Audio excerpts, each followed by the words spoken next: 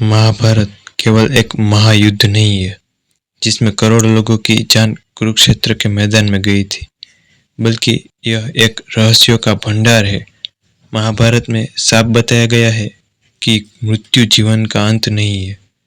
जो मरा है वह फिर से वापस आएगा और किसी न किसी रूप में अपने पुनर्जन्म के अधूरे कार्य को पूरा करेगा। महाभारत में इस बात के कई उदाहरण मिलते हैं, जिससे पता चलता है कि महाभारत के महायोद्धाओं का पहले भी जन्म हो चुका था। आइए जानते हैं महाभारत के महायोद्धा पुनर्जन्म में क्या थे। श्री कृष्ण और अर्जुन। श्री कृष्ण ने गीता में अर्जुन को बताया है कि पुनर्जन्म में तुम नर थे और मैं नारायण। नर और नारायण ने दंभोदरक नामक असुर का वध करने के लिए जन्म लिया था। भीष्म पितामह पूर्व जन्म में एक वसु थे। पत्नी की जिद में आकर उन्होंने ऋषि वशिष्ठ की गाय चुरा ली। उनसे क्रोधित होकर ऋषि ने उन्हें पृथ्वी पर मनुष्य रूप में जन्म लेकर दीर्घकाल तक जीवित रहने का कष्ट भोगने का श्राप दे दिया। पुनर्जन्म के श्राप के कारण भीष्म पितामह दीर्घ जीवन जीने के लिए मजबूर थे। धृतराष्ट्र पूर्व जन्म में एक दुष्ट राजा थे।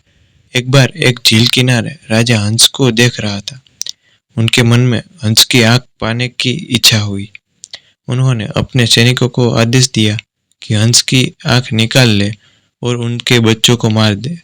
इस क्रूरता के कारण धृतराष्ट्र अंधे हुए और उनके 100 पुत्र युद्ध में मारे गए। विदुर पूर्व जन्म में यमराज के रूप में थे। मंडूक मुनि के श्राप के कारण उनका पुनर्जन्म हुआ। मुनि ने उन्हें इसलिए श्राप दिया था क्योंकि उन्होंने धोखे से बेकसूर लोगों को मार दिया था। विदुर धृतराष्ट्र और पांडवों के सौतेले भाई थे। कर्ण ही पूर्व जन्म में दंभोदक नामक असुर था। कर्ण का वध करने के लिए ही श्री कृष्ण और अर्जुन को वापस पुनः जन्म लेना पड़ा। पूर्व जन्म में जब दंभोदक का कवच टूटता और नर नारायण में से एक की मृत्यु होती और दूसरा अपने तप से दूसरे को जीवित कर देता और दंभोदक से युद्ध करने लगता, तब तक दूसरा भाई तप करता। इस तरह नर नारायण के तालमेल से दंभोदक असुर का अंत संभव हुआ और आखिरी कवच कर्ण के रूप में मारा गया।